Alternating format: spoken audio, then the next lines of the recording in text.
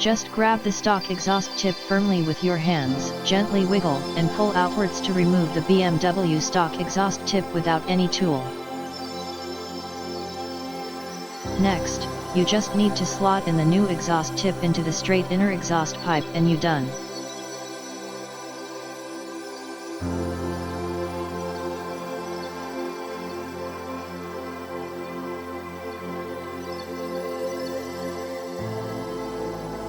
Check out the new sportier exhaust tip looks.